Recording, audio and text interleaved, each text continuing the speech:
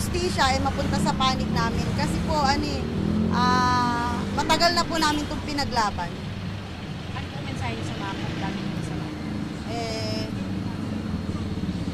sana aminin na lang nila tsaka sabihin na lang nila yung katotohanan. Kasi kung talagang hindi sila tumatanggap ng pera or hindi totoo yung sinasabi namin, edi sana magkakasama pa kami ngayon. Ito po yung first PI po namin ng pagsampa po namin ng kasong obstruction of justice kay Attorney Caroline tsaka dun sa iba pa po namin kasama. Ano po yung ginawa? Submit po sila ng counter affidavit. Pero parang napansin lang namin medyo matagal po yung proseso. Ano po bang mga sinabi? Ano po nangyari sa Actually kasi yung isang kinasuhan namin is inintay namin kung magpapasa or hindi. Eh wala rin naman. Kaya medyo natagal. Si police Malang. Pero everybody else, ma'am, including si Attorney Caroline, nakapagpasa na ng counter. Yes po. Ay, si Loisa Bohol at saka si Siya lang. ang walang counter affidavit. So, ma'am, kamusta naman sa Lopina? Nakaharap kayo, kamusta kanina? Actually, hindi kami nag-iinikan, hindi kami nag-uusap. Pero kami, nakangiti kami kasi alam naman namin sa mga sarili namin na totoo yung mga sinabi namin. Hindi po kayo nagkaroon ng chance na makausap sila or magbigay ng kahit anong comment? Hindi na po kasi unang-una wala naman po kami dapat sabihin sa kanila.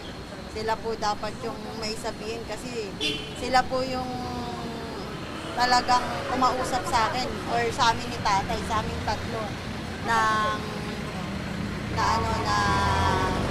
tungkol dun sa binibigay ni Attorney Caroline.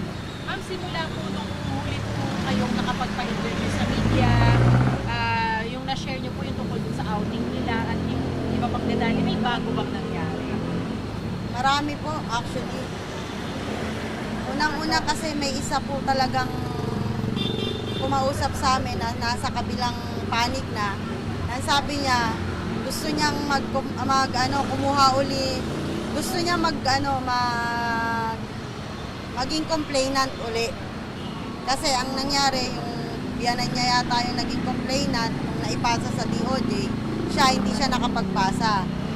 Actually, nakausap namin si Joy. Tapos, Joy. Mary Joy Lopez. Siya talaga yung kausap namin na nag-affidavit siya, pero hindi pa niya napirma. Nung pipirmahan na niya, biglang nagbago kasi yung isip niya. Hindi ko alam. Baka na-opera ng mas malaki, kaya hindi siya pumirma. Pero, siguro ganun talaga yung nagagawa ng pera.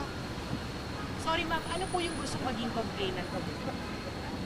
Ididetalye niya daw po lahat-lahat ng kung ano yung nangyari doon sa mga bayarang nangyayari doon sa kabila eh.